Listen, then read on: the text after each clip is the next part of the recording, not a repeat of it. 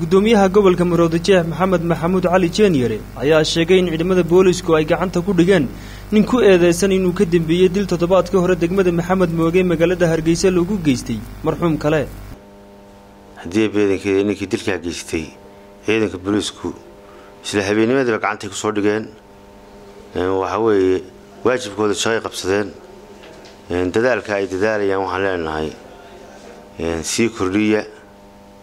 dadka shacabka waxaan u soo jeedinaynaa booliiska sida fiican aad ula shaqeynaysan inaad sii kordhisaan gudoomiyuhu waxa kale oo baaq u diray waalidiinta dhalinyaro rabshado ka sameeyay xaafado ka mid ah magaalada Hargeysa waalidiinta inta hadeerto iskuuladii la fasaxay oo bishii Ramadaan inoo bilatay khayrka badnayd waxaad moodaa in dhalinyaradii faray ka baxday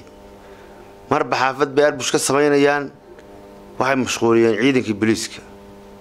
waxay yeelatay rabshaynayaan dadkii taraawiixda soo tukanayay dadkii suxuurta adeeganayay ee maatada ahaa waalidiintooda waxaan faraynaa in ka dulqaadan mayno waxa inamada yaryar waxa caadaystay waa naqaanaa dawlad baawna mid waliba guriga seexdo iyo meeshu joogo iyo meeshu ka soo tooso iyo hooyadii aad baa naqaanaa hadaa caruurtiina guriyaha ku edbin weydaan xabsiyadan ku edbinayna ka dulqaadan mayno dadka muslimiinta ah ee muwaadiniinta ah ee Soomaan in ciyaal yaryar lagu soo daayo ay arbushaan ama magaaladii loo diyaar garoobayo xiliyadii iida iyo ay arbushaan marka waxaan leenahay walaalayaal ayshada ciyaalkiina hadii kala hadhow noogu imaanina maxkamadaha horgeynina